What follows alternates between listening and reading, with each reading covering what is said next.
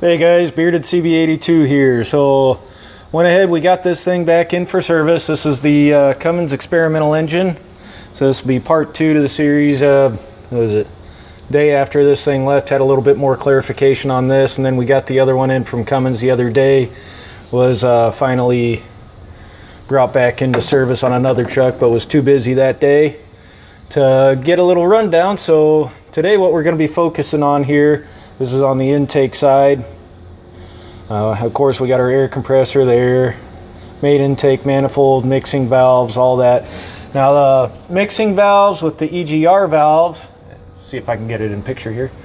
So like I said, this is the main mixing valve where the gas comes in, and then here's the EGR valve for the exhaust gas recirc. Comes back in, and then this all goes on to the intake, kind of like a carburetor more or less. And then also what this guy is, looks like a Venturi. This is a centrifugal oil separator from the valve cover from all your crankcase ventilation.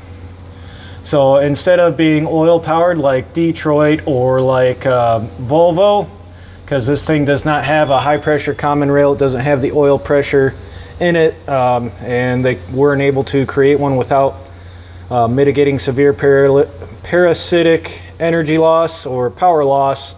They actually went with electrical. As you can see, we've got our electrical connections back there. So the centrifuge on this is electrically powered. Now then comes back in, down back through this guy right here that I said was different on the last video. This is a positive crankcase ventilation where it comes in, goes over, then back in, go around here to the turbo side. So right there's where, turn that down a notch. Right there's where it comes back in, and then back straight out, rather than just having a normal crankcase breather and then off to the side, which the crankcase filter housings on those, or filter housings, it's just a hollow. It doesn't even have a filter in it, unlike the regular ISXs do. But they went ahead, kind of eliminated that with the centrifuge. Now we have actually a positive crankcase ventilation coming back in for our intake, so on.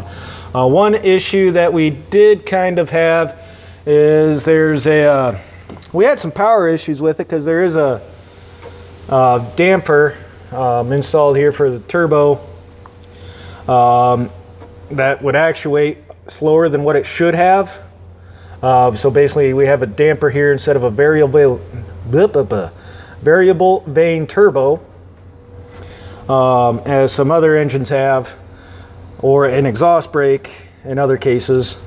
The intake damper, obviously, for throttle response, would open it up, increase your airflow back into the engine for more power, but the response time on it was delayed to the point where it was noticeable. The drivers were complaining about it, the people that drove it in general complained about it, and yeah, just no get up and go, just would fall flat on its face. And then same thing when you start to slow down, damper would start closing too soon and start slowing you down quite a bit more, and you know that brings into some driveline issues. But today Cummins came out, they did an update on it, so hopefully it repairs that.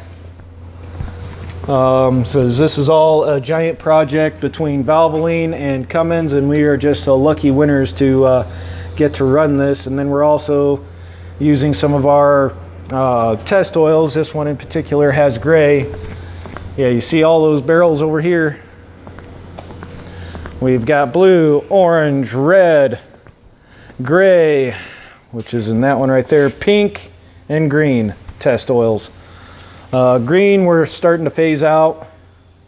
I guess they're done with their testing on that one. We're still doing the blue.